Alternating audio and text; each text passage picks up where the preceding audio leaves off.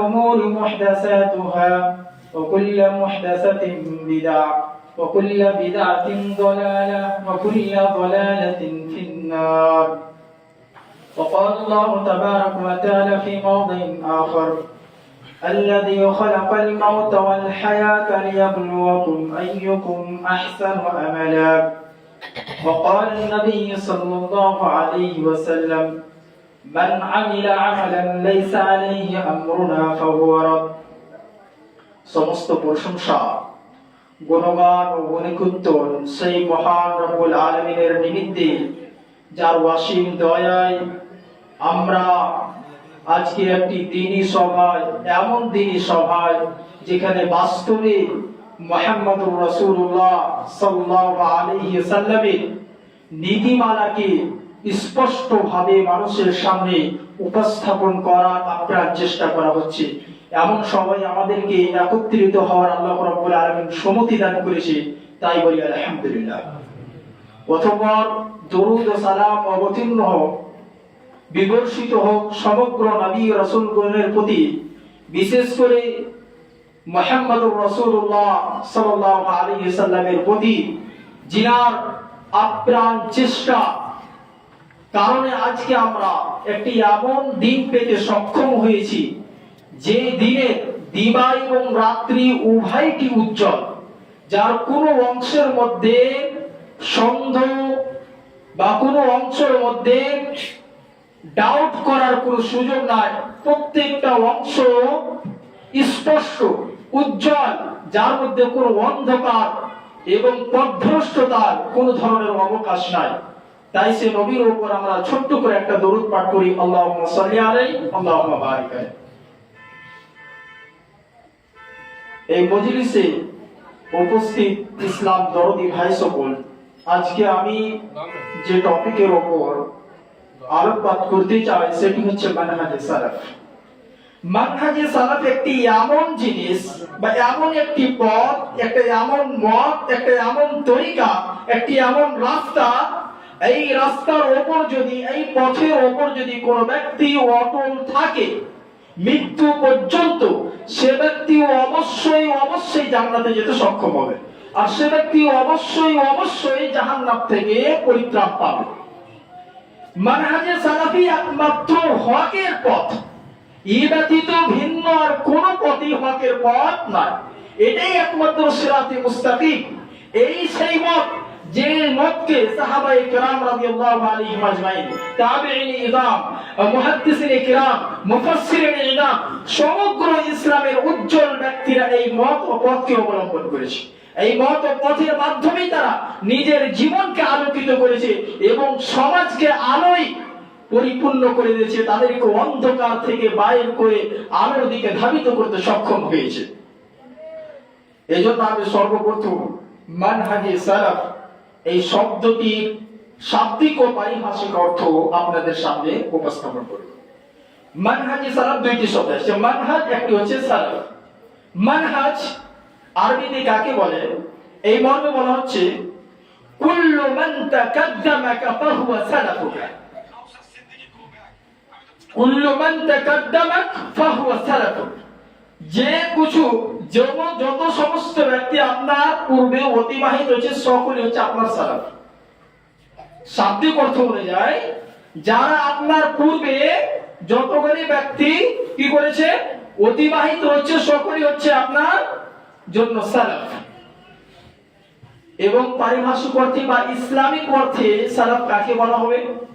তো ইসলামিক অর্থে সালাফ বলা হয় সাহাবায়ে কেরাম রাদিয়াল্লাহু আলাইহিম আজমাইন, তাবেঈন ইযাম এবং তাবেঈন ইযাম।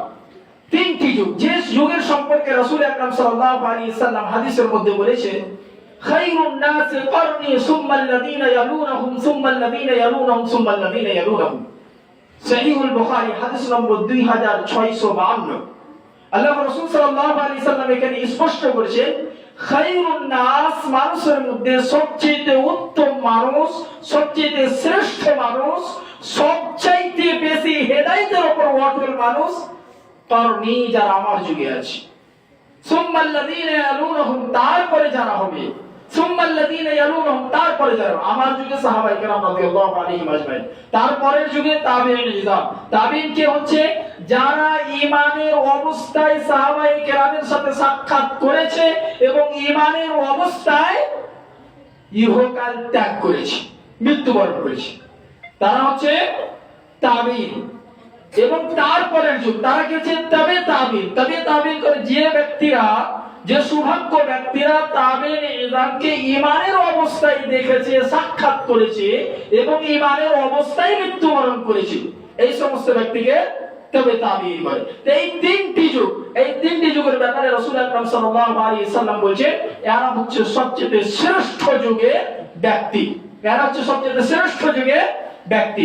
এই তিন যুগের যে ব্যক্তি রয়েছে সাহাবায়ে কেরাম এবং তাবেঈন ইজম এবং তবে তাবেঈন ইজম, এই তিনটি যুগের ব্যক্তিকে সালাফ বলা হয়। আর বিশেষভাবে অনেক জায়গায় সালাফ সাহাবায়ে কেরাম রাদিয়াল্লাহু আলাইহিম আজমাইন কে বলা হয়। এই তিনটি যুগের যত ব্যক্তি আছে তাদেরকে সালাফ বলা হয়। এর পরবর্তীতে যারা তাদের মানহাজ, তাদের পথ অনুযায়ী, তাদের নীতিমালাকে নিয়ে জীবন অতিবাহিত করেছে তাদেরকে সালাফের অন্তর্ভুক্ত বলা হয়, বা তার পথকে অবলম্বন করার কারণে তাদেরকে সালাফি বলে। আমাদের দেখবেন অনেক জায়গায় কি বলে সালাফি। সালাফি কিসের জন্য? তাদের এই পথ মত অবলম্বন করার জন্য আমরা হচ্ছি সালাফি। এই দিক দিয়ে এই জন্য বলা হচ্ছে সালাফের আরো আরবিতে সংগ্রহ করতে যা বলা হচ্ছে যে সালাফ বাস্তবে কাকে বলে? আন্নাহুমুস সাহাবাতুল কিরাম ওয়াত তাবিউন ওয়া আতবাউত তাবিঈন ওয়া মান তাবিআহুম বিইহসান ইলা ইয়াউমিদ্দিন।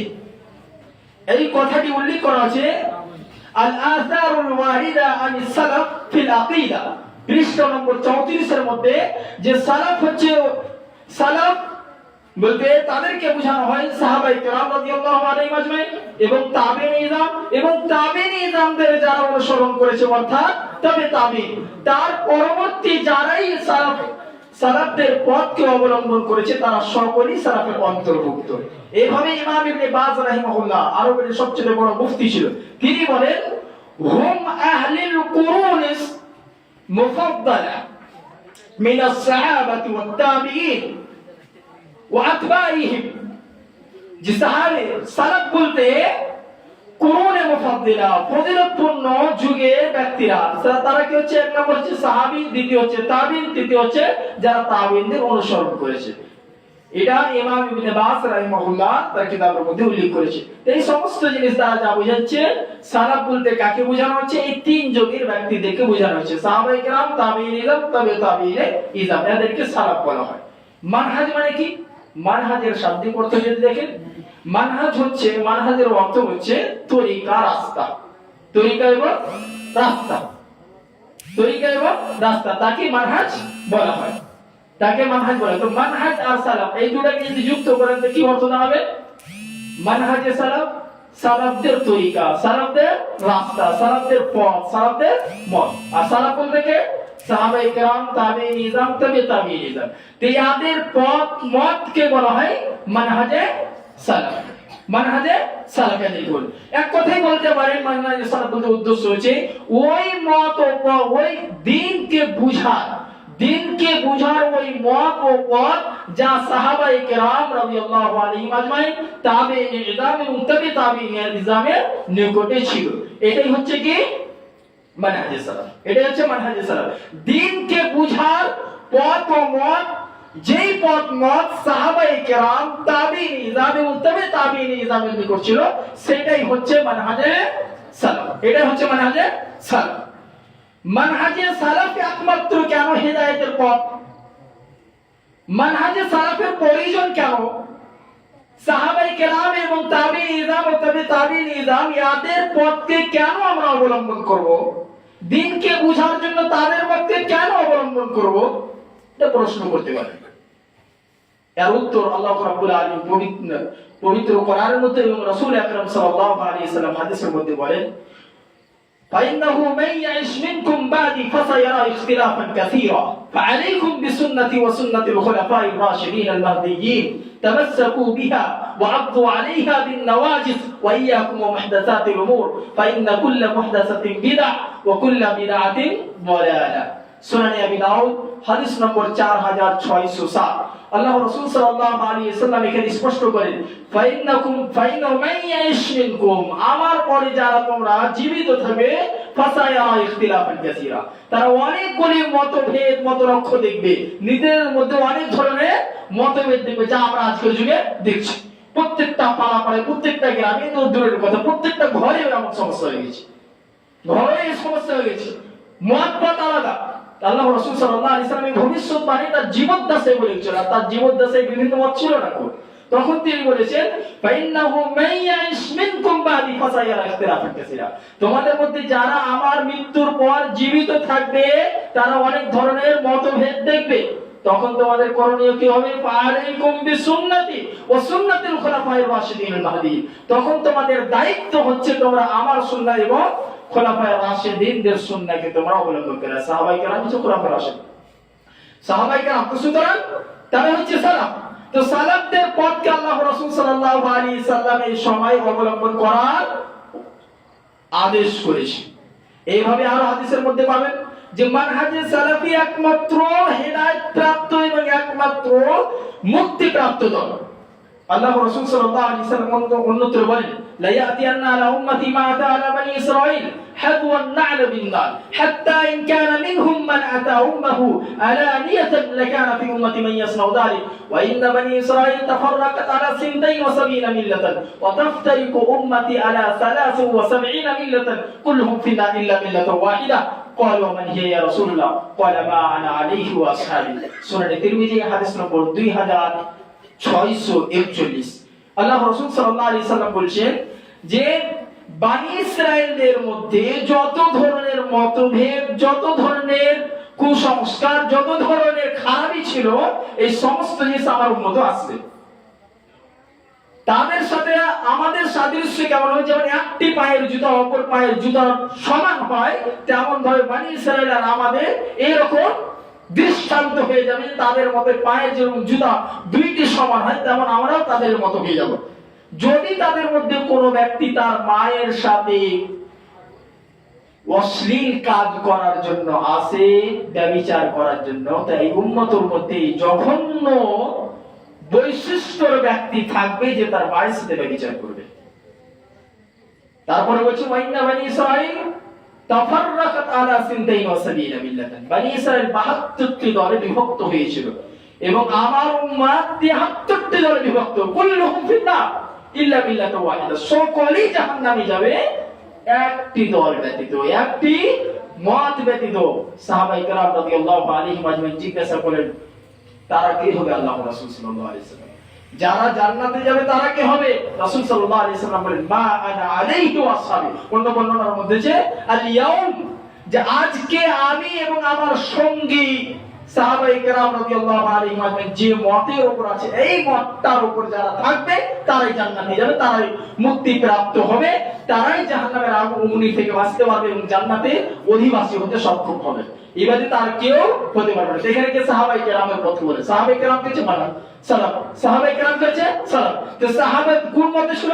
তাদের এই মতটাকে মানহাজ বলা আছে, সালাফদের মতটাকে মানহাজ বলা আছে। সুতরাং এই পথটার উপরে যারা থাকবে, এই জন্য আপনাকে সালাফদের মানহাজ অনুসরণ করতে হবে। কেননা রাসূল সাল্লাল্লাহু আলাইহি সাল্লাম বলেছে এই পথের মধ্যেই আপনার মুক্তি রয়েছে, অন্যথায় নাই।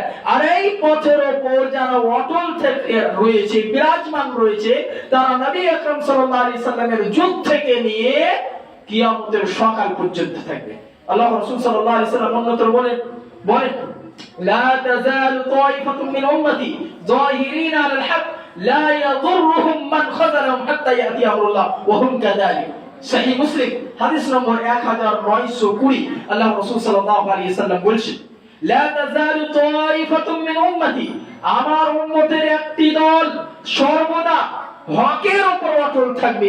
লা ইয়াদুরুহুম মান খাযালাহুম, তাদেরকে ক্ষতিকারীরা তাদের ক্ষতি করতে পারবে না, তাদেরকে ধ্বংসকারীরা উৎখাত করার জন্য আপ্রাণ চেষ্টা করবে, তারা কখনোই তাদেরকে উৎখাত করতে পারবে না। হাত্তা ইয়াতি আমরুল্লাহ, এই পর্যন্ত যে আল্লাহর আদেশ হলো। আর আমরুল্লাহ বলতে এখানে আল কিয়ামা, আমরা না বলতে এই কিয়ামত আসা পর্যন্ত আর হকের উপর অটল থাকবে। তো নবী মুহাম্মদ সাল্লাল্লাহু আলাইহি সাল্লামের যুগ থেকে নিয়ে কিয়ামত পর্যন্ত মানহাজে সালাফের উপর সাহাবায়ে কেরামের মতের উপর একটি দল সর্বদা থাকবে। আর দুনিয়ার যতই শক্তি তাদেরকে উৎখাত করার চেষ্টা করুক না কেন, তাদেরকে দুনিয়া থেকে বিতাড়িত করার চেষ্টা করুক না কেন, নিজের সমাজ থেকে বিতাড়িত করার চেষ্টা করুক না কেন, তাকে কখনো করতে সক্ষম হবে না। কেননা তার উপর আল্লাহ রাব্বুল আলামিনের সাহায্য থাকবে। যখন রাসূল মুহাম্মদ সাল্লাল্লাহু আলাইহি সাল্লাম বলেছেন এই কথা কখনো বাতিল হতে পারে না। সুতরাং আপনি অনেক সময় ভাবতে পারেন আমি তো ক্ষুদ্র জামাতের মধ্যে রয়েছি, কিভাবে আমি টিকে থাকবো? আমার ভাই বোন মা বাবা সব আলাদা দিকে, আমি একাই, কিভাবে আমি থাকবো? আপনি যদি অটল থাকেন আল্লাহ রাব্বুল আলামিন এমন জায়গা থেকে আপনার পথ বাইর করবে আপনি ধারণাও করতে পারেন না। ওয়াল্লাযীনা জাহাদু ফীনা লানাহদিয়ান্নাহুম সুবুলানা, যারা আমার পথকে পাওয়ার জন্য আপ্রাণ চেষ্টা করে, হেদায়েতে থাকার জন্য আপ্রাণ চেষ্টা করে, তার জন্য আমি পথকে উন্মুক্ত করে দিই, খুলে দিই। সুতরাং আপনি যদি আপ্রাণ চেষ্টা করেন অবশ্যই আল্লাহ রাব্বুল আলামিন আপনাকে পথ দেখাবে। এই জন্য আমাদেরকে মানহাজে সালাফকে মানতে হবে, কেননা এর মধ্যেই হেদায়েত নিবিজ্জিত রয়েছে, এর মধ্যেই হেদায়েত কি রয়েছে, এর মধ্যেই শুধুমাত্র এর মধ্যেই হেদায়েত রয়েছে। এই জন্য আমাদেরকে মানহাজে সালাফ কে গ্রহণ করতে হবে, তার পথ মত এবং তার নীতিমালাকে অবলম্বন করতে হবে। এই নীতিমালাকে অবলম্বন করার মাধ্যমে আমরা নিজের জীবনকে ধন্য করতে পারি, নিজেদেরকে জাহান্নামের আগুন থেকে বাঁচাতে এবং রক্ষা করতে সক্ষম হব, অন্যথায় সক্ষম হতে কখনই পেরে উঠব না। এবারে আসল মানহাজে সালাফ বুঝতে পারলাম, সালাফদের পথ এবং সালাফদের পথ ছিলটা কি, এটা একটা বিষয় রয়েছে। মানহাজে সালাফদের পথটা কি, এটা একটা জানার বিষয়। সালাফদের পথের মধ্যে সর্বপ্রথম একটা মত হচ্ছে যে দিন দুইটি মহা নীতিমালার উপর বিদ্যমান রয়েছে। দ্বীনে ইসলাম দুইটি মহা নীতিমালার উপর বিদ্যমান রয়েছে। একটা কি? ইখলাসুল ইলাহিয়াত ওয়া ইত্তিবাউস সুন্নাহ। ইখলাসুল ইলাহিয়াত ওয়া ইত্তিবাউস সুন্নাহ, আল্লাহর জন্য একনিষ্ঠতার সাথে বিশুদ্ধ চিত্তে করা। আর দ্বিতীয় ইত্তিবাউস সুন্নাহ, রাসূল সাল্লাল্লাহু আলাইহি সাল্লামের অনুসরণের মাধ্যমে সেই কর্মকে বাস্তবায়ন করা। একটা হচ্ছে একমাত্র আল্লাহর সন্তুষ্টি অর্জনের জন্য আপনি করবেন, দ্বিতীয় নম্বর হচ্ছে সেটা মুহাম্মদুর রাসূলুল্লাহ সাল্লাল্লাহু আলাইহি সাল্লামের পথ অনুযায়ী করবেন। এই জিনিসটাকে একটু আমরা প্রশ্নের মাধ্যমে বোঝার চেষ্টা করব। যদি আপনি পৃথিবীর মানুষকে জিজ্ঞাসা করেন, আর বিশেষভাবে যারা মুসলিম বলে তাদেরকে যদি জিজ্ঞাসা করেন আপনাদেরকে সৃষ্টি কেন করা হয়েছে, আপনার সৃষ্টি করার পিছনে উদ্দেশ্য কি রয়েছে, অধিকাংশই মানুষ বলতে পারে কি রয়েছে আমাদের সৃষ্টির পিছনে উদ্দেশ্য? জোরে বলে আল্লাহর ইবাদত। অবশ্যই এটাই আমাদের সৃষ্টি করার পিছনে উদ্দেশ্য গিয়েছে আল্লাহর ইবাদত করা, দুনিয়াদারি করা না। এটা সকলেই জানে, হয়তো দুনিয়াদারিতে ব্যস্ত হয়ে গেছি, কিন্তু আমাদের সৃষ্টির উদ্দেশ্য হচ্ছে আল্লাহর ইবাদত করা। অনেক ব্যক্তি আর দলিল দিতে পারবে। সূরাতুজ জারিয়া আয়াত নম্বর 56, ওমা খালাকতুল জিন্না ওয়াল ইনসা ইল্লা লিয়াবুদুন, আমি মানব ও জিনকে সৃষ্টি করেছি শুধুমাত্র আমার ইবাদতের জন্য। এবার আরেকটি প্রশ্ন করতে পারেন, আল্লাহর ইবাদতের জন্য আমাদেরকে সৃষ্টি করেছে, আমাদেরকে খুব বেশি ইবাদতের জন্য সৃষ্টি করেছে, নাকি ওই সমস্ত ইবাদত করার জন্য যা আল্লাহ আদেশ করেছে, নবী মুহাম্মদুর রাসূলুল্লাহ সাল্লাল্লাহু আলাইহি ওয়াসাল্লাম করে দেখিয়েছেন, সাহাবায়ে কেরাম রাদিয়াল্লাহু আনহুম আজমাইন করে দেখিয়েছেন, সেটি নাকি অনেক ইবাদতের জন্য? এখানে দুই ধরনের মত পেয়ে যাবেন। ঠিক আছে, আপনারা ধরেন কি এই মাসলাকের সাথে জুড়ে আছেন, তার জন্য আপনাদের উত্তরটা সঠিক আছে। অন্যান্য দুই ধরনের এখানে আপনি উত্তর পাবেন। একটা উত্তর যেটা বলছে যে আমাদেরকে শুধু সেই ইবাদত করতে হবে যেটা নবী মুহাম্মদুর রাসূলুল্লাহ সাল্লাল্লাহু আলাইহি ওয়াসাল্লাম করে দেখিয়েছেন, সাহাবায়ে কেরাম রাদিয়াল্লাহু আনহুম আজমাইন করেছেন, এবং যে পথ এবং যে ভাবে করেছেন সেভাবে আমাদেরকে করতে হবে। কিন্তু আরো অনেক মুসলিম ভাইকে আপনি পাবেন যারা কি উত্তর দিবে না, যত পারেন ইবাদত করেন, না যত পারেন ইবাদত করেন। দলিল কি? ইন্নামাল আমালু বিন্নিয়াত, আমল নির্ভর করে নিয়তের উপর। আপনার নিয়ত ভালো হলে হবে। আপনি 18 রিকাতের জায়গায় 88 রিকাত পড়েন, 88 রিকাত পড়েন, সমস্যা নেই। আর তো আল্লাহর ওখানে জিকির আজকারই করবেন আপনি, তাই না? অনেক ব্যক্তিকে এরকম বিভিন্ন দেখতে পাচ্ছেন না, সলাতুল আলফিয়া বাই করে নেওয়া হচ্ছে, এক রাত্রে 1000 রিকাত পড়ে দেওয়া হচ্ছে। কেন এটা? যে বেশি ইবাদত করেন, বেশি আল্লাহর নৈকট্য অর্জন করবেন। তো যত বেশি পারেন তত বেশি ইবাদত করেন। একটি ব্যক্তিতে এই উত্তর পাবে, কিন্তু এটি উত্তর সঠিক নয়। হাদিসের এই অনুবাদ সঠিক নয় যে ইন্নামাল আমালু বিন্নিয়াত, নিয়াতের উপর নির্ভর করে আমল। সুতরাং নিয়ত স্বচ্ছ, আমল যত ইচ্ছা তত করেন, এই উত্তর সঠিক নয়। এবং হাদিসের এইভাবে অনুবাদ সঠিক নয়। হাদিসের অনুবাদ সঠিক কিভাবে হবে? ইন্নামাল আমালু সালিহাতু বিন্নিয়াতিস সালিহা, যে সৎ আমল নির্ভর করে সৎ নিয়তের উপর। শুধু আমল হলে হবে না, সৎ আমল হতে হবে। সৎ আমল নির্ভর করে সৎ নিয়তের উপর, শুধু আমল নির্ভর হবে না। কেন? আপনি বলতে পারেন যে নিয়ত সৎ হলেই হবে, আমল যাই করে নিয়ত যদি সৎ চলে যাবে। এবার আপনি বলেন, আপনার প্রতিবেশী খুব দুর্বল, খুব অসহায়, খুব গরিব, দরিদ্র, দিনে খাবার পাচ্ছে না, পড়ার জন্য পরিধানের পোশাক পাচ্ছে না, খুব জল ভালোভাবে খেতে পাচ্ছে না, খুব পাশের গ্রামে খুব ধনী ব্যক্তিরা বসবাস করে, কোনো ধরনের সাহায্য করে না, কোনো ধরনের সাহায্য করেন না।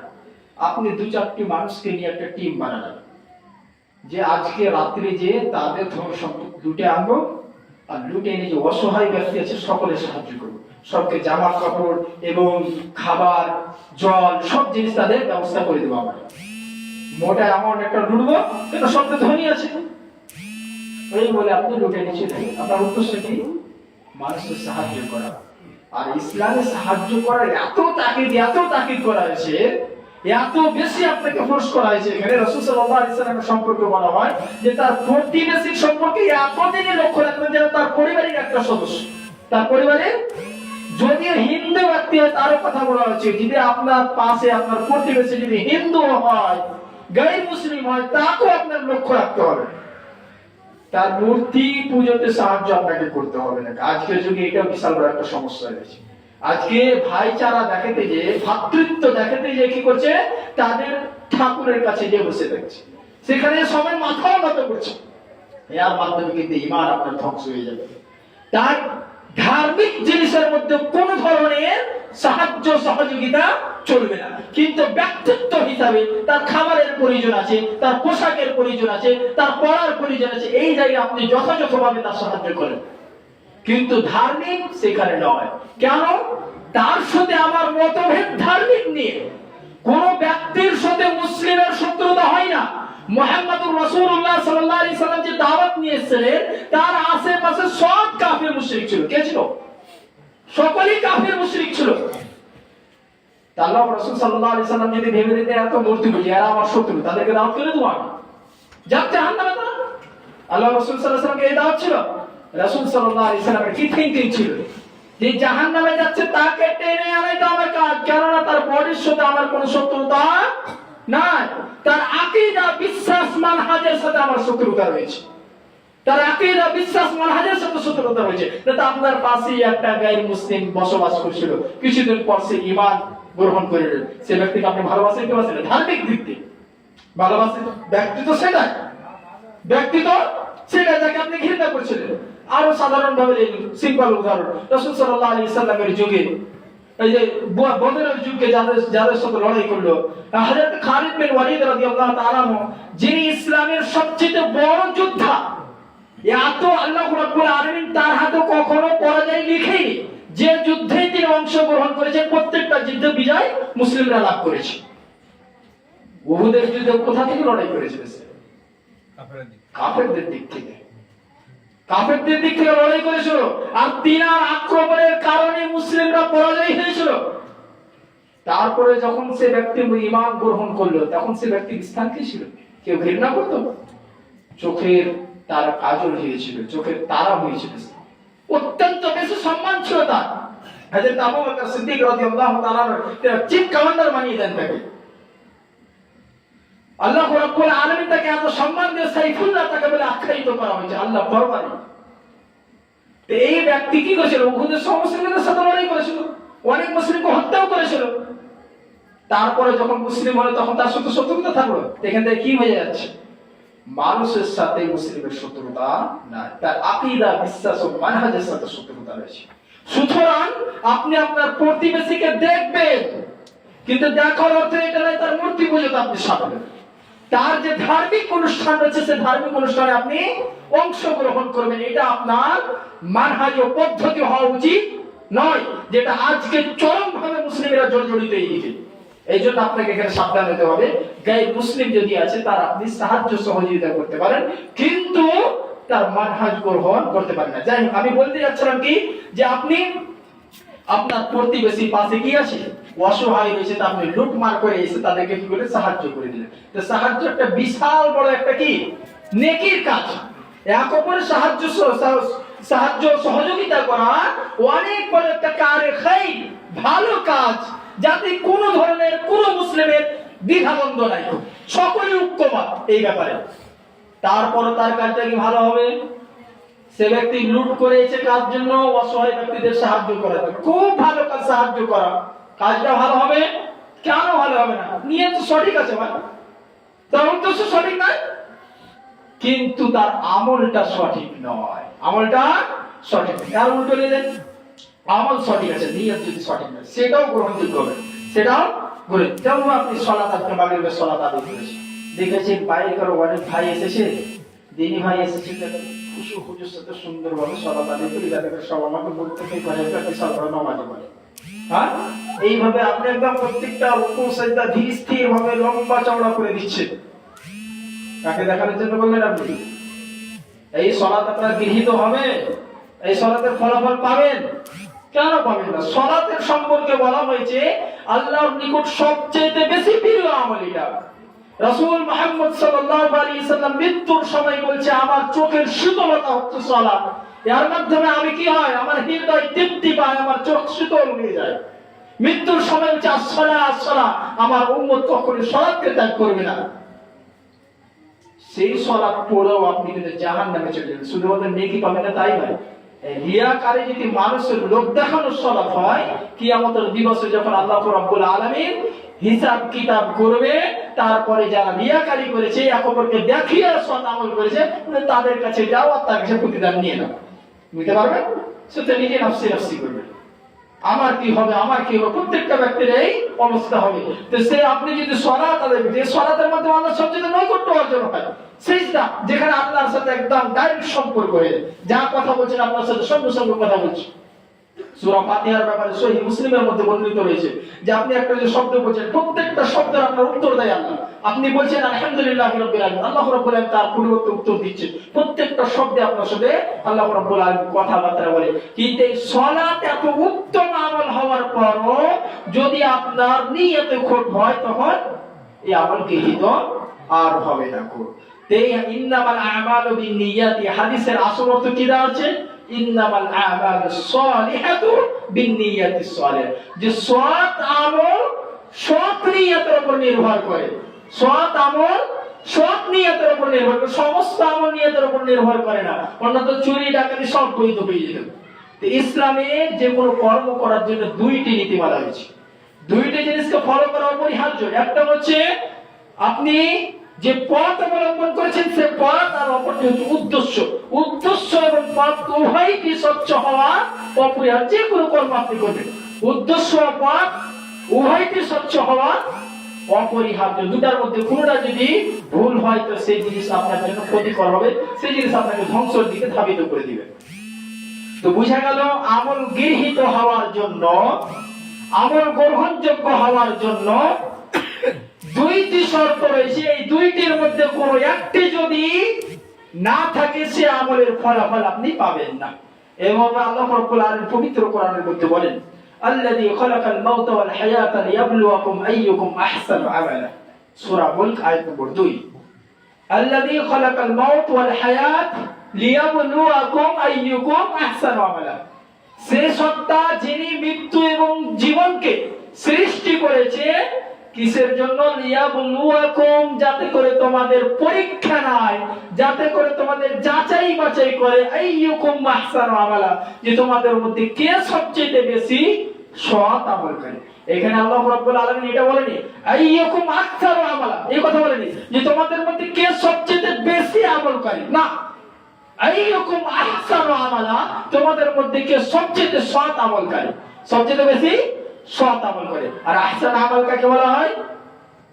ইখলাসু লিল্লাহিয়াত ওয়া ইত্তিবাউস সুন্নাহ। একটা হচ্ছে ইখলাস, অপরটা হচ্ছে ইত্তিবাউস সুন্নাহ। যে আমলের মধ্যে ইখলাস রয়েছে, ইত্তিবাউস সুন্নাহ রয়েছে, সেটা হচ্ছে আহসান। যেমন আপনি সালাত আদায় করছেন, সালাত হলো সৎ আমল, আর ইখলাস ও নিয়ত তার সাথে থাকবে, আর সেটা হবে নবী সাল্লাল্লাহু আলাইহি ওয়াসাল্লামের পদ্ধতি অনুযায়ী, স্বচ্ছ নিয়ত নবীর পদ্ধতি অনুযায়ী, এই আমল হলো আহসান। আর যদি নবী সাল্লাল্লাহু আলাইহি ওয়াসাল্লামের পথ অনুযায়ী আছে কিন্তু নিয়ত সঠিক না, সে আমল আহসান না। আপনার পথ উদ্দেশ্য আল্লাহ রাব্বুল আলামিনের জন্য, কিন্তু সুন্নাহ রাসূল সাল্লাল্লাহু আলাইহি ওয়াসাল্লামের, সেটাও আহসান নয়। আহসান হওয়ার জন্য দুটাই অপরিহার্য, একটা হচ্ছে ইখলাস, অপরটি হচ্ছে ইত্তিবা সুন্নাহ। ইখলাসও থাকতে হবে, ইত্তিবা সুন্নাহ থাকতে হবে, তবেই সেটা আহসান আমল হবে, অন্যথায় আহসান আমল হবে না। আর আহসান আমল না হলে সে আমলের কোনো আপনি ফলাফল পাবেন না, তার মাধ্যমে আপনার জীবন কখনো ধন্য হতে পারে না, বরঞ্চ জাহান্নামে সর্বপ্রথম যে ব্যক্তিদেরকে নিক্ষেপ করা হবে তার অন্তর্ভুক্ত হয়ে যেতে পারে না। আল্লাহ রাব্বুল আলামিন অন্যত্র বলেন আল্লাযীনা ইহসান আল্লাহ রাব্বুল আলামিন অন্যত্র বলেন সূরা কাহাফের মধ্যে সূরা আয়াত নম্বর 104, যে মানুষের মধ্যে কিছু এমন মানুষ আছে যাদের কর্মকে পৃথিবীতে ধ্বংস করে দেয়। আল্লাযীনা যাল্লা সাইয়ুহুম ফিল হায়াতিদ দুনিয়া ওয়া হুম ইয়াহসাবুনা আন্নাহুম ইয়াসিরুনা সুনআ। আল্লাযীনা যাল্লা সাইয়ুহুম ফি হায়াতিদ দুনিয়া, তার কর্ম, তার প্রচেষ্টা, যে আমল করেছে, তার আমলকে পার্থিব জীবনে ধ্বংস করে দেওয়া হয়, নিষ্ফল করে। ওয়াহুম ইয়াহসাবুনা আন্নাহুম ইয়াহসিনুনা সুনআ, এবং তারা ভাবে, তাদের ধারণা যে তারা খুব সৎ আমল করছে। দেখেন আপনার পাশে যে বিদআতি আছে, বিদআত করছে, সেটাকে কি খারাপ ভাবে করে? নেকি ভেবে করছে, সৎ ভেবে করছে। আর প্রচুর নেকি রয়েছে, এর মাধ্যমে আল্লাহর নৈকট্য অর্জন হচ্ছে, মুহাম্মদ সাল্লাল্লাহু আলাইহি সাল্লামের ভালোবাসা সে অর্জন করতে সক্ষম হচ্ছে। এটাই ধারণা না? আল্লাহ রাব্বুল আলামিন এই চিত্র এঁকে বলছে ওয়াহুম ইয়াহসাবুনা আন্নাহুম ইয়াহসিনুনা সুনআ, তারা এই ধারণার মধ্যে রয়েছে যে তারা খুব ভালো কাজ করছে, কিন্তু বাস্তব চিত্র কি হচ্ছে? জাল্লা সাইহুম ফিল হায়াতিদ দুনিয়া, তাদের কর্মকে দুই পার্থিব জীবনেই নিষ্ফল করে দেওয়া হয়েছে। অন্যত্র আল্লাহ রাব্বুল আলামিন আরো বলেন ওয়া কাদিমনা ইলা মা আমিলু মিন আমালিন ফাজআলনাহু হাবাআন মানসুরা। সূরা ফুরকান আয়াত নম্বর 23, যে কালকে কিয়ামতের দিবসে আমি কিছু এমন আমলের দিকে অগ্রসর হব যে পাহাড় সমতুল্য উঁচু উঁচু হবে, আর তাকে আমি ধুলোবালি বানিয়ে উড়িয়ে ফেলবো, তার আমি কোনো ফলাফল দিব না। যদি আপনার আমল আহসান না হয়, সে আমল আর আপনি ফলাফল পাবেন না। একটি সূরা প্রত্যেক জুমাতে হয়তো শুনে থাকেন, সূরাতুল গাশিয়া, এর আয়াত উজুহু ইয়াওমাইদিন খাশিয়া আমিলাতুন নাসিবা তাসলা নারান হামিয়া। উজুহু ইয়াওমাইদিন খাশিয়া, সেদিন কালকে কিয়ামতের দিবসে কিছু মুখমণ্ডল এমন হবে যারা ঝুঁকে থাকবে, নত হবে। উজুহু ইয়াওমাইদিন খাশিয়া, কিছু মুখমণ্ডল সেদিন আল্লাহ রাব্বুল আলামিনের সামনে নত হয়ে থাকবে, ঝুঁকে থাকবে। তারা কি খুব অপরাধ করেছে? খুব চুরি, ডাকাতি, ব্যভিচার এই ধরনের কাজ করে বেড়াচ্ছে? তাদের এমন কি অবস্থা ছিল যে যার কারণে তাদেরকে মাথা নত করতে হচ্ছে, লজ্জায় তিরস্কৃত হয়ে যাচ্ছে, অপদস্থ হচ্ছে, অপমানিত হচ্ছে? কেন? আমিলাতুন নাসিবা, বরং তাদের চরিত্র কি ছিল? এত আমল করেছে, এত আমল করেছে, তারা ক্লান্ত হয়ে গেছে আমল করে। এত আমল করেছে, এত আমল করেছে, আমল করে ক্লান্ত হয়েছে। ফলাফল কি হয়েছে? তাসলা নারান হামিয়া, প্রজ্বলিত আগুনে তাদেরকে নিক্ষেপ করে দেওয়া। সুতরাং আপনি খুব বেশি আমল করবেন, এই আমলের মধ্যে আপনি নিরাপদ পেয়ে যাবেন, এটা নয়। আপনাকে সফল হওয়ার জন্য, নিরাপদ পাওয়ার জন্য, জাহান্নাম থেকে মুক্তি পাওয়ার জন্য, আল্লাহর ভালোবাসা অর্জন করার জন্য, নবী মুহাম্মদুর রাসূলুল্লাহ সাল্লাল্লাহু আলাইহি সাল্লামের প্রিয় হওয়ার জন্য অপরিহার্য হচ্ছে তার মত এবং পথকে অবলম্বন করা। অন্যথায় আপনি কখনোই তা করতে পারেন। অন্যথায় আপনার পাশে যে বিভিন্ন ধর্মের ব্যক্তিরা তাদের অনুযায়ী ইবাদত করছে, তাদেরও যদি দেখেন তার প্রভুকে সন্তুষ্ট করতে চায়। ইহুদি সেও তার প্রভুকে সন্তুষ্ট করতে চায়, নাসারা সেও তার প্রভুকে সন্তুষ্ট করতে চায়। গায়ের মুসলিম যে আমাদের পাশে হিন্দু বৌদ্ধ খ্রিস্টান আছে, তারাও তাদের প্রভুকে সন্তুষ্ট করতে চায়, সে অনুযায়ী তত অনুযায়ী সে বিভিন্ন ধরনের কর্ম করে থাকে। এটা কি এমনি খেলার জন্য করে? হয়তো বাস্তব চিত্র খেলার দল, কিন্তু তাদের উদ্দেশ্য খেলা নয়, তার মাধ্যমে তার নৈকট্য অর্জন করা। তো তারাও তো আল্লাহর নৈকট্য অর্জন করার জন্য কাজ করছে, আপনিও আমল করছেন আল্লাহর নৈকট্য কাজ করার জন্য। তা আপনার আমলটা ভালো হবে আর তার আমলটা খারাপ হবে কেন? কারণ কি? যে আপনার আমলটা ভালো, তার আমলটা খারাপ, আপনার আমলটা সৎ, তার আমলটা অসৎ, কেন? ও ভাই তো আল্লাহর সন্তুষ্টির জন্য করছে। বলবেন না, এই জন্য যে সে মুহাম্মদ সাল্লাল্লাহু আলাইহি ওয়াসাল্লামকে মানে না, অর্থাৎ তার পক্ষে মানে না। তা আপনি কোথায় মানলেন? আপনার মধ্যে প্রশ্ন দাঁড়াবে, যদি মুহাম্মদ সাল্লাল্লাহু আলাইহি ওয়াসাল্লামের পথকে না মানার কারণে সে যে সিস্টেমে ইবাদত করছে, কর্ম করছে, তার কর্মের ফলাফল পাবে না, সে তার কর্মের ফলাফল পাওয়া তো দূরের কথা, ওই কর্মের কারণে সে জাহান্নামে যাবে, ওই কর্মের কারণে সে জাহান্নামের একটি সদস্য বলে আখ্যায়িত হবে। তো আপনিও মুহাম্মদ সাল্লাল্লাহু আলাইহি সাল্লামের পথকে মানেন না, সাহাবার মানহাজকে মানেন না, তা আপনি কিভাবে জান্নাতে চলে যাবেন ভাবছেন? এই সার্টিফিকেট আপনাকে কে দিয়েছে? কোথা থেকে পেলেন আপনি? সুতরাং আপনাকে মুহাম্মদ সাল্লাল্লাহু আলাইহি সাল্লামের পথকেই মানতে হবে, সে পথ অনুযায়ী সে নীতিমালাকে ফলো করেই ইবাদত করতে হবে, তারপরে আপনার ইবাদত গৃহীত হবে। বোঝা যাচ্ছে যে আপনার আমল সৎ এবং নিয়ত সৎ উভয় করতে, অর্থাৎ ইখলাস ও ইত্তিবা সুন্নাহ উভয় জিনিসটি থাকতে হবে, তবেই আপনার আমল গৃহীত হবে।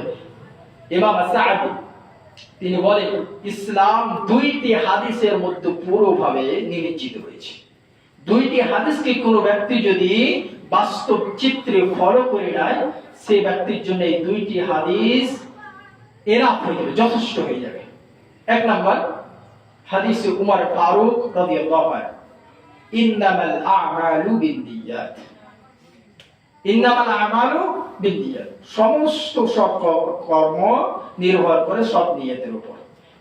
এই হাদিসের মাধ্যমে আল্লাহ রাব্বুল আলামিন ব্যক্তির আভ্যন্তরীণ জিনিসকে দেখে, যে তার অন্তরটা কেমন, তার অন্তরের মধ্যে কোন ধরনের সন্দেহ কোন জায়গা রয়েছে করে না। কারণ আল্লাহ রাব্বুল আলামিন আপনার অন্তর সম্পর্ক অবগত। ইন্নাল্লাহা আলীমুম বিযাতিস সুদূর, আল্লাহ রাব্বুল আলামিনের অন্তর সম্পর্ক অবগত, আপনার অন্তরে কি চলছে এই কথা সম্পর্কে আল্লাহ রাব্বুল আলামিন অবগত। তো এই হাদিসের মাধ্যমে কি জানে, আল্লাহ রাব্বুল আলামিন বান্দার নিয়তকে চিহ্নিত করে দেন। অপর হাদিস হচ্ছে, মান আমিলা আমালান লাইসা আলাইহি আমরুনা ফাহুয়া, যে কোনো এমন আমল করলো যার সম্পর্কে আমার আদেশ নাই, সেটা হচ্ছে তিরস্কৃত, সেটা হচ্ছে বিতাড়িত, সেটা হচ্ছে পরিত্যাজ্য, তার কোনো ফলাফল পাবে না। এই হাদিসের মাধ্যমে আল্লাহ রাব্বুল আলামিন বান্দার বাহ্যিক জিনিসটাকে দেখেন। আল্লাহ রাব্বুল আলামিন হাদিসের মাধ্যমে কি করে? বান্দার বাহ্যিক জিনিসটাকে দেখে। তো আমাদের দুইটি পাল্লা রয়েছে, দুইটি তার কি রয়েছে? মিজান রয়েছে। তো প্রথম মিজান হচ্ছে ইন্নামাল আমালু বিন্নিয়াত, যার মাধ্যমে আল্লাহ বান্দার আভ্যন্তরীণ জিনিসকে দেখে, তার ইখলাস নিয়তকে দেখে, এবং মান আমিলা আমালান, এর মাধ্যমে আল্লাহ রাব্বুল আলামিন রাসূল সাল্লাল্লাহু আলাইহি ওয়াসাল্লামের সুন্নাহকে অনুসরণ দেখে, যে আমলটা যে করলো সেটা কিভাবে করলো। ইমাম ইবনে কাইয়্যিম রাহিমাহুল্লাহ এই কথাটিকে খুব স্পষ্টভাবে ছোট্ট দুটো শব্দের মধ্যে স্পষ্ট করেছে। বলা হয়েছে যে কোনো আমল তুমি করবে সেখানে দুইটা প্রশ্ন করবে, আর দুইটা প্রশ্ন যদি উত্তর তুমি সঠিক দিয়ে দাও, সেই আমল তোমাকে ধন্য করে দেবে। একটা হচ্ছে লিমা ফাআলতা কাইফা ফাআলতা, লিমা ফাআলতা কাইফা ফাআলতা, লিমা ফাআলতা তুমি কেমন করছো। আপনি সালাত আদায় করতে যাচ্ছেন, আপনি নিজেকে প্রশ্ন করেন, নাফসকে প্রশ্ন করেন, লিমা ফাআলতা, কেন করছো তুমি? বলে মানুষকে দেখানোর জন্য, আপনি নেকের দিকে, অন্যদের আপনাকে জাহান্নামে নিয়ে যাবে, বলে আল্লাহর জন্য। ঠিক আছে। দ্বিতীয় প্রশ্ন, কাইফা ফাআলতা, কিভাবে করছো? কাইফা ফাআলতা, কিভাবে করছো? যদি বলে আমি নিজে বানিয়ে খুশি, এটা নিজের মত নেই, বা আমার হুজুর বলেছে সে অনুযায়ী, অমুক পীর বলেছে সে অনুযায়ী, না অমুক ইমাম বলেছে সে অনুযায়ী, কেন এর মাধ্যমে সফলতা নাই। এখন কি বললাম যে হিন্দুর আমল কেন বাতিল? মুহাম্মদ সাল্লাল্লাহু আলাইহি ওয়াসাল্লামকে অনুসরণ করে। তা আপনিও যদি আপনার ইমামকে অনুসরণ করে মুহাম্মদকে অনুসরণ না করে সাল্লাল্লাহু আলাইহি ওয়াসাল্লাম, তা আপনার কোথায় সফল হবে না, আপনি নিষ্ফল হয়ে যাবেন, আপনার আমল নিষ্ফল হয়ে যাবে। সুফল হওয়ার কি আছে নীতিমালা, যে সেটা মুহাম্মদ সাল্লাল্লাহু আলাইহি সাল্লামের পদ্ধতি হয়ে যাবে। তো কাইফা ফাআলত, কিভাবে করছো, যদি আপনার অন্তর আপনাকে উত্তর দেয় যে মুহাম্মদ সাল্লাল্লাহু আলাইহি সাল্লামের পথ অনুযায়ী করেছি, তবে বলে সমস্যা নেই। বিমা ফাআলত, কাইফা ফাআলত, কেন করছো আর কিভাবে করছো। কেন করছি, আল্লাহকে সন্তুষ্ট করার জন্য। দ্বিতীয় কি, কাইফা ফাআলত, কিভাবে করছো, মুহাম্মদ সাল্লাল্লাহু আলাইহি সাল্লামের পদ্ধতি অনুযায়ী করছি। এই আমল আপনাকে সফল করবে, এই আমল আপনাকে পরিত্রাণ দান করবে, এই আমল আপনাকে জান্নাতীদের অধিবাসী বানাবে।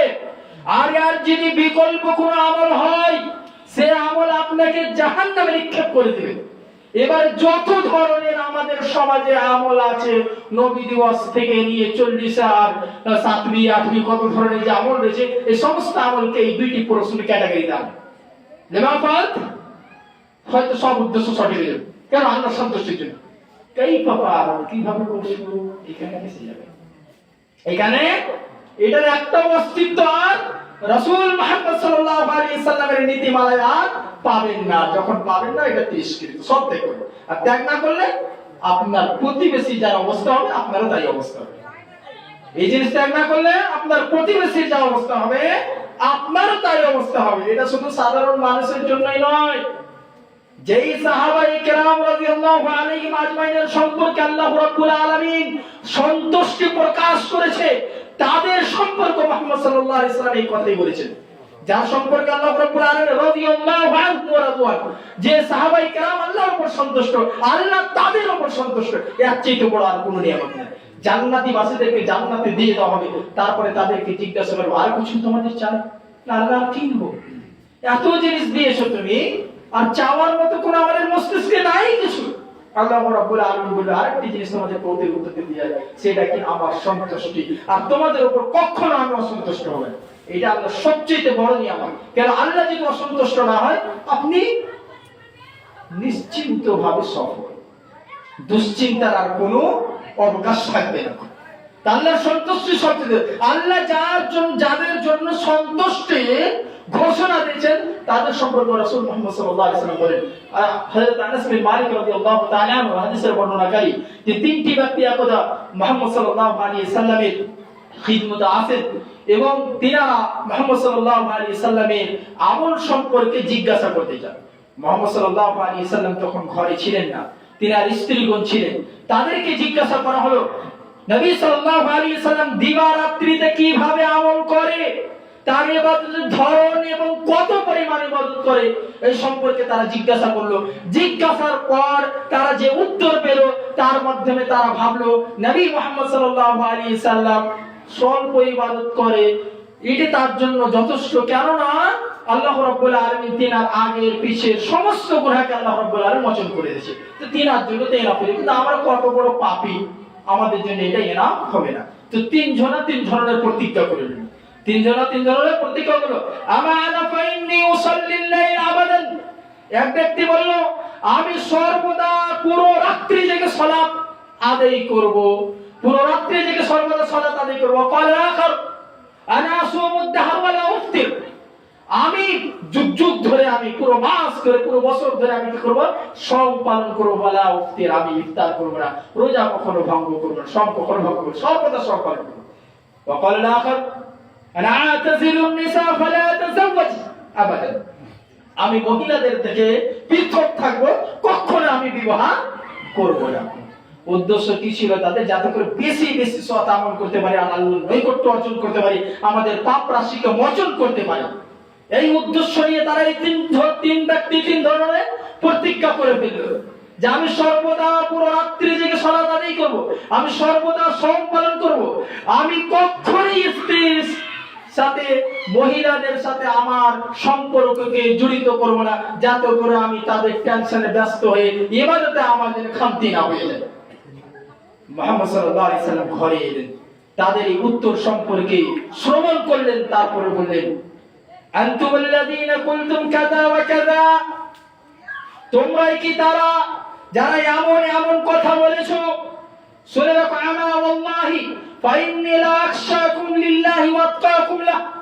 ওয়ালাকিন্নী আসুম ওয়া আফতির ওয়া আরকুদ ওয়া আতাযাওয়াজুন নিসা ফামান রাগিবা আন সুন্নতি ফালাইসা মিন্নী। তোমরা কি তারা যারা এমন বলেছো? আমা ওয়াল্লাহি, আল্লাহর শপথ, ইন্নী আখশাকুম লিল্লাহি ওয়া আতকাকুম লাহু, আমি তোমাদের চাইতে বেশি ভয় করি আমার প্রভুকে, তোমাদের চাইতে আমি বেশি বড় মুত্তাকি। আর এতে কোনো সন্দেহ রয়েছে? রাসূল সাল্লাল্লাহু আলাইহি ওয়াসাল্লাম আল্লাহকে সবচেয়ে বেশি ভয় করতেন, আর সবচেয়ে বড় মুত্তাকি, এত সন্দেহ রয়েছে? কোনো সন্দেহ নাই। পৃথিবীর লগ্ন থেকে শেষ পর্যন্ত যত ব্যক্তি আসবে, এই সমস্ত ব্যক্তির মধ্যে সবচেয়ে বেশি মহান রব্বুল আলামিনকে যে ভয় করত সেটা হচ্ছে মুহাম্মদুর রাসূলুল্লাহ সাল্লাল্লাহু আলাইহি ওয়াসাল্লাম। সবচেয়ে বড় যে মুত্তাকি ছিল সেটা মুহাম্মদ সাল্লাল্লাহু আলাইহি ওয়াসাল্লাম। তো তিনি বলেন, আনা আসুম ওয়া আফতির, আমি সওম পালন করি এবং আমি সওম ভঙ্গ করি, ওয়াসাল্লি অর্কুদ, এবং আমি সালাত আদায় করি এবং রাতে আমি ঘুমাই, ওয়া তাযাওয়াজুন নিসা, আমি মহিলাদের সাথে কি করি? বিবাহ করি, আমি বিবাহ করেছি। ফামান রাগিবা আন সুন্নতি ফালাইসা মিন্নী, যে ব্যক্তি আমার সুন্নাহ হতে, আমার পথ হতে, আমার মত হতে বিকল্প পথের দিকে গেল, সে আমার অন্তর্ভুক্ত নেই, সে আমার উম্মতের সদস্যই নয়। কত বড় ধর্ম! কাকে বলছে? সাহাবায়ে কেরামকে বলছে। সাহাবায়ে কেরাম কাকে বলা হয়? সাহাবায়ে কেরামের সঙ্গ হচ্ছে যে ব্যক্তি ঈমানের অবস্থায় নবী মুহাম্মদ রাসূলুল্লাহ সাল্লাল্লাহু আলাইহি ওয়াসাল্লামের সাথে সাক্ষাৎ করেছে এবং ঈমানের অবস্থায় মৃত্যুবরণ করেছে। কোন ব্যক্তি যদি ঈমানের অবস্থায় নবী মুহাম্মদ সাল্লাল্লাহু আলাইহি ওয়াসাল্লামের সাথে সাক্ষাৎ করেছে, দেখেছে নয়, এজন্য দেখেছে নয় যে অনেক ব্যক্তি তো অন্ধ ছিল, অনেক সাহাবী কি ছিল?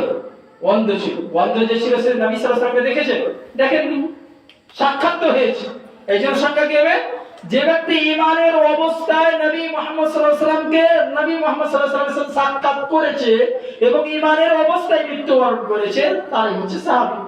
এই যে কথা বলেছেন, এই ব্যক্তি সাহাবী ছিল। ঈমানের অবস্থায় তাদের সাথে কথা, ঈমানের অবস্থায় তাদের মৃত্যুবরণ করেছে। তো সাহাবায়ে কেরাম ছিল, তাদেরকে বলছে মুহাম্মদ সাল্লাল্লাহু আলাইহি ওয়াসাল্লাম, ফামান রাগিবা আন সুন্নতি ফালাইসা মিন্নী। শুধু তাদের মধ্যে সীমাবদ্ধ রাখবে না, শব্দ নাকিরা অনির্দিষ্ট শব্দ ব্যবহার করবে, যার মধ্যে পুরো পৃথিবীবাসীকে এর অন্তর্ভুক্ত করে দিবে।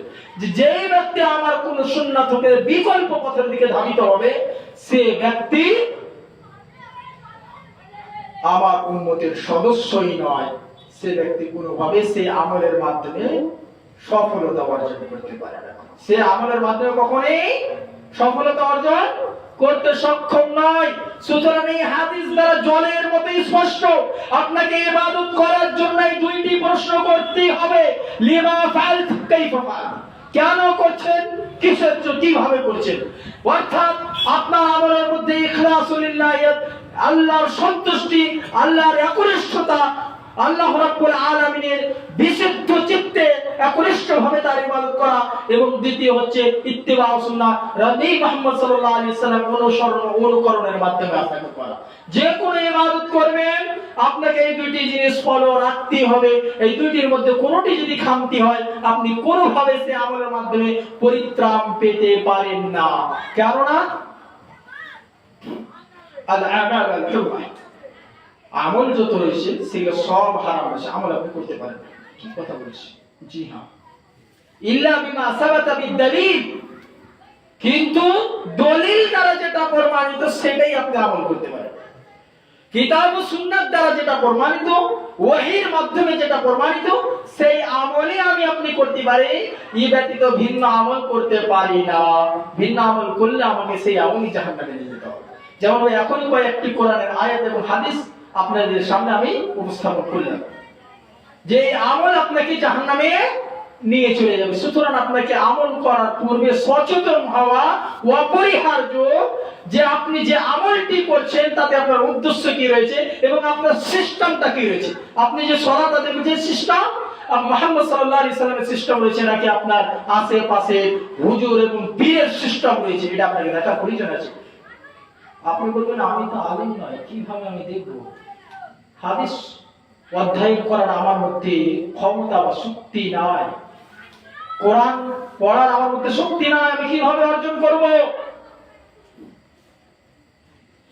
এই প্রশ্ন করতে পারেন।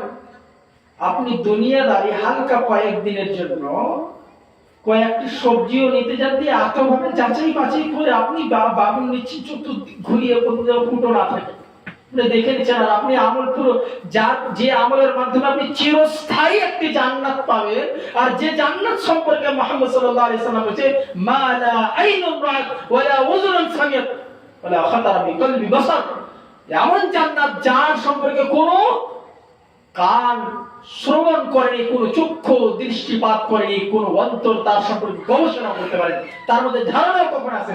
অনেক সময় আপনি রাত্রে ঘুম দিয়েছেন, ঘুমের মাধ্যমে আপনার চিন্তাধারা আছে এই মোদি খুব জুলুম করছে, আমি যদি ভারতের প্রধানমন্ত্রী হয়ে যেতাম সব ঠিক করে দিতাম, বা পুরো বিশ্ব যদি পাওয়ার আমার হাতে চলে আসে পুরো বিশ্বকে আমি ঠিক করে দিতাম। আছে কি আছে এরকম ধারণা? কিন্তু জান্নাত এত সুন্দর যার ধারণাও আছে না মানুষের, এত সুন্দর আপনি স্থান অর্জন করবেন, আর তারপরে যাচাই বাছাই করবেন। আপনার এই ছোট্ট একটা শরীরকে ভালো রাখার জন্য আপনি এত যাচাই বাছাই করছেন, আর সেই জান্নাত পাওয়ার জন্য আপনি যাচাই বাছাই করবেন না। আবার বলেন আমি আলেম নাই, আপনি জমি কিনেন কি কিনেন না, গাড়ি কিনেন কি কিনেন না, কত সিস্টেম কিছুই জানেন না আপনি।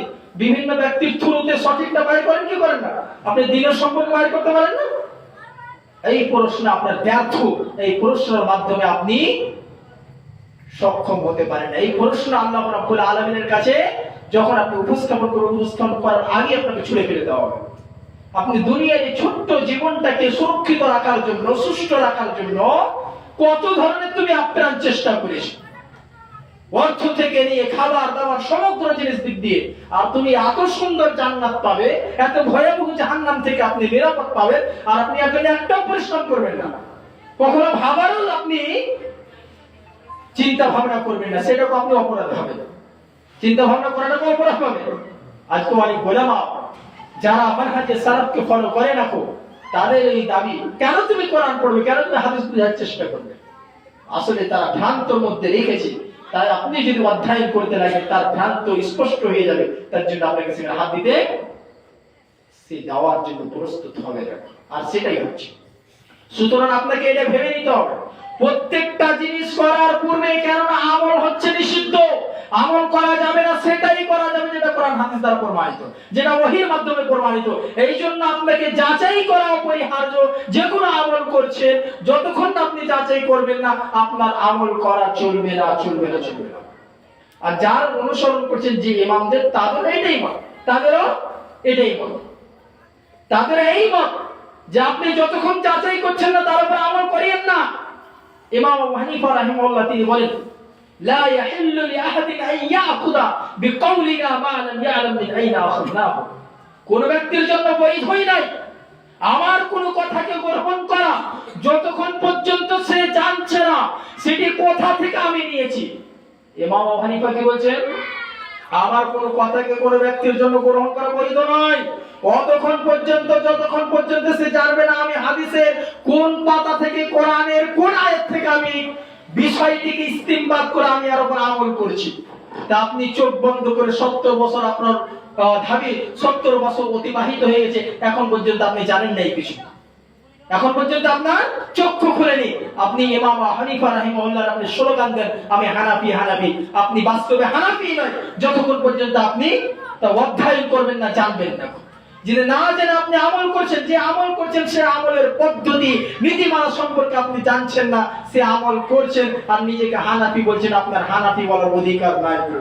আপনার হানাফি বলার অধিকার তাই হানাফি তখনই আপনি বলতে পারবেন যখন এই আমলকে আপনি কি করবেন, যাচাই বাছাই করে আপনি করবেন। যতক্ষণ না যাচাই বাছাই করছেন আপনার জন্য বৈধ হবে না। মুফতির জন্য ইমাম হানিফা বলেন হারামুন আলা মান লাম ইয়ারিফ বিদালিলি আই ইফতি বিকালামি ফাইন্নানা বাশার নাকুলু আল-কাওল আল-ইয়াওম ওয়া নারজি আনহু গাদান। যে কোন মুফতির উপর আমার কোন কথার দ্বারা ফতোয়া দেওয়া নিষিদ্ধ, হারাম। কেন? ইন্নানা বাশার, কারণ আমি একটি মানুষ। আমি আজকে একটি কথা বলি এবং আগামীকাল আমি সেই কথা থেকে ফিরে আসি, কেননা মুহাম্মদুর রাসূলুল্লাহ সাল্লাল্লাহু আলাইহি ওয়াসাল্লাম ব্যতীত কোন ব্যক্তি 100% কথা কি নয়, হক নয়।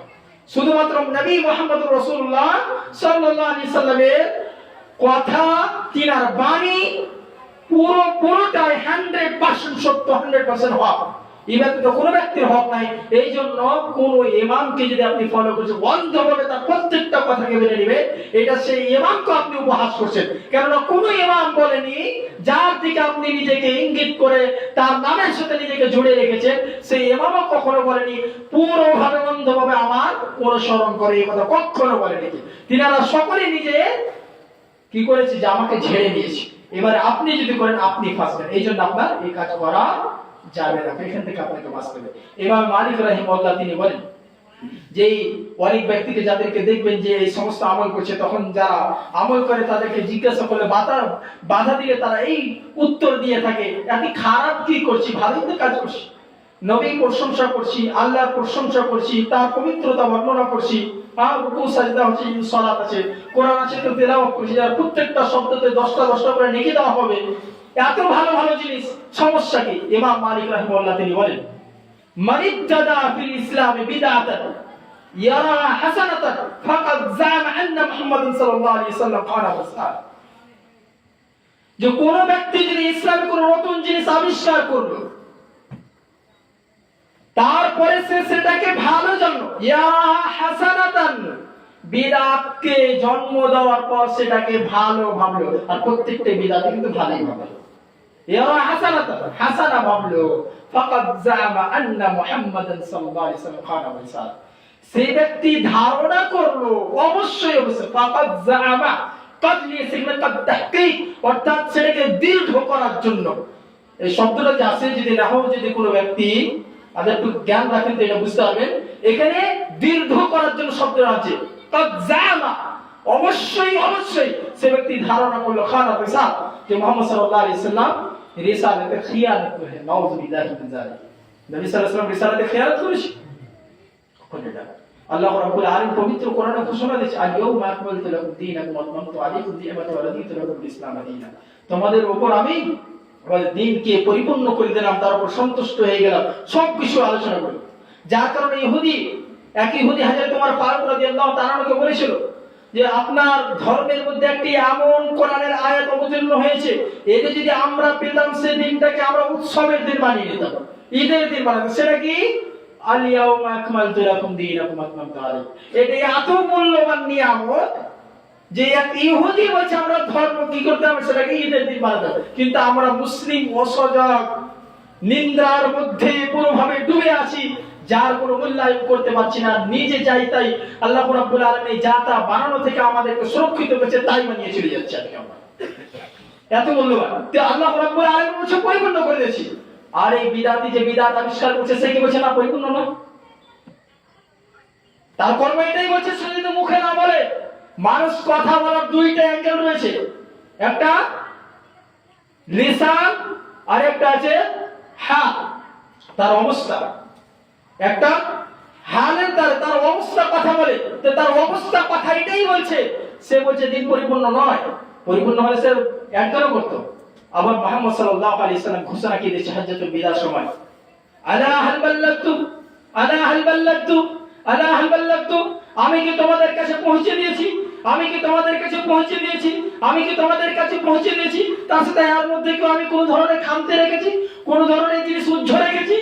সাহাবায়ে কেরাম রাদিয়াল্লাহু আলাইহিম আজমাইন বললেন, লা বালা, অবশ্যই অবশ্যই আপনি পৌঁছে দিয়েছেন। আল্লাহ রাসূল সাল্লাল্লাহু আলাইহি ওয়াসাল্লাম আসমানের দিকে ইঙ্গিত করে বলেছিল, আল্লাহ তুমি সাক্ষ্য থাকো, এই তোমার এই আমার উম্মত সাক্ষ্য দিচ্ছে যে তুমি যে দায়িত্ব আমাকে দিয়েছিলে, আমি সেই দায়িত্ব পরিপূর্ণ করে দিয়েছি। এই উম্মত সাক্ষ্য দিচ্ছে। এইভাবে আল্লাহ রাসূল সাল্লাল্লাহু আলাইহি ওয়াসাল্লাম তিনবার এই কথা বলেন। তা রাসূল সাল্লাল্লাহু আলাইহি ওয়াসাল্লাম সাহাবাকে জিজ্ঞাসা করার মাধ্যমে জিনাদের মাঝে ছিল, তিনারা বলল সব পৌঁছে দিয়েছেন। আল্লাহ রাব্বুল আলামিনকে তিনি সাক্ষ্য বানিয়ে দিলেন যে আল্লাহ আমি পৌঁছে দিয়েছি, তুমি সাক্ষী থাকো। কালকে কিয়ামতের দিবসে যদি এদের মধ্যে কোনো ব্যক্তি বলে, তা আমি সেই দলিল তোমার কাছে উপস্থাপন করব। আর আজকে বিদাতি বলছে কি না, মুহাম্মদ সাল্লাল্লাহু আলাইহি ওয়াসাল্লাম যা দিয়েছে এটা না। আজকের যে অবস্থায় আছে আমাদের আরো কিছু বানানোর প্রয়োজন রয়েছে। তো সে ব্যক্তি কি ভাবলো? সাহাবায়ে কেরাম সাক্ষ্য দিচ্ছে না আপনি পরিপূর্ণ করেছি, ইনারা বলছে না পরিপূর্ণ হয়নি, আরো প্রয়োজন আছে, আরো প্রয়োজন আছে। যদি এটা না হতো তো কেন আপনি বলছেন? আপনার অবস্থা এটাই বলছে।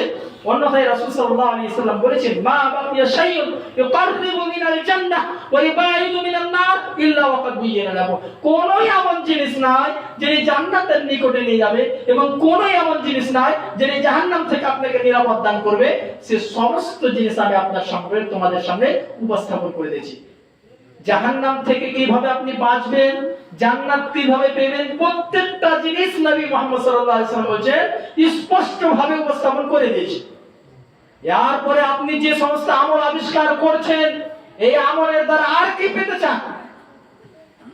জাহান্নাম থেকে পরিত্রাণ এবং জান্নাত পাওয়া, এই ব্যতীত আর কি চান? আল্লাহ রাব্বুল আলামিন এই জান্নাত পাওয়াকে, যারা জান্নাত পেয়েছে তার সম্পর্কে বলে যালিকাল ফাওজুল আযীম, এটা হচ্ছে মহা সফলতা। এর চেয়ে বড় সফলতা কিছু হতে পারে না। এরপর আপনি কি চান? যখন এই সফলতা আপনার হজম হচ্ছে না, মানে আপনি ব্যর্থতা চান, আপনি আল্লাহর শাস্তি পেতে চান। অন্যথায় যদি আপনি আল্লাহর নিয়ামত পেতে চাইতেন তাহলে আর ভিন্ন পথে যেতেন না। তো সালাফদের সর্বপ্রথম মানহাজ কি হচ্ছে যে আপনার আমল হবে ইত্তিবাউ সুন্নাহ ওয়া ইখলাসু লিল্লাহ। ইখলাসু লিল্লাহ তো ইত্তিবাউ সুন্নাহ, এই দুইটি জিনিসকে সামনে রেখেই আপনি যা কিছু আমল, এটাই হচ্ছে সালাফের মানহাজ। সাহাবায়ে কেরামদের এই মানহাজ ছিল, তাবিঈন ইলজামদের এই মানহাজ ছিল এবং তবে তাবিঈনদের এই মানহাজ ছিল। আর তার পরবর্তী যত হেদায়েতের অনুসরণকারী মুহাদ্দিসিনে ইলজাম, মুফাসসিরিনে ইলজাম এবং ফুকাহায়ে উম্মাহ যতগুলো ছিলেন, সকলেরই এটাই মত ছিল। এর ভিন্ন কোনো মতে গেছে তো সে ব্যক্তি অবশ্যই পথভ্রষ্ট হবে। কেউ মুতাজিলা হয়ে গেছে, কেউ খাওয়ারিজ হয়ে গেছে, আর কেউ ভিন্ন ভিন্ন দলের সাথে সংযুক্ত হয়ে গেছে। বিশাল জ্ঞানের পণ্ডিত, কিন্তু এই মানহাজকে যখনই তারা ত্যাগ করেছে, এই পথকে যখনই ত্যাগ করেছে, তারা বিভ্রান্ত হয়ে গেছে, তারা পথভ্রষ্ট হয়ে গেছে, সিরাতে মুস্তাকিম থেকে তারা দূরে সরে গেছে। আর এমন ভাবে সরেছে সেদিকে আসার আর সুযোগও পায়নি। সুতরাং আপনাকে মানহাজ সালাফদের এই মানহাজকে অবলম্বন করা অপরিহার্য। যে কোনো আপনি ইবাদত করবেন তার পূর্বে এই জিনিসটি, আপনার দুইটি জিনিস দেখা অত্যন্ত প্রয়োজন।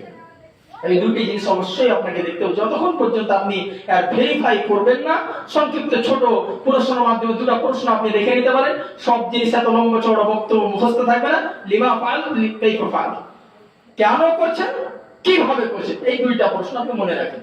আর এর মাধ্যমে আপনাকে আমল করতে হবে, এর মাধ্যমে আপনাকে আমল করতে হবে। যখন এই দুইটা জিনিস ক্লিয়ার যে আমি আল্লাহর সন্তুষ্টির জন্য করছি আর নবী মুহাম্মদ সাল্লাল্লাহু আলাইহি ওয়াসাল্লামের পদ্ধতি অনুযায়ী, আর কোনো সমস্যা নেই। তারপরে নির্দ্বিধাদ্বন্দ্বে আপনি যা আমল করছেন করে যান, কোনো সমস্যা হবে না। দ্বিতীয় সালাতের মানহাজ হচ্ছে কটা অবধি চালানো যায়, টাইম কমে আসে।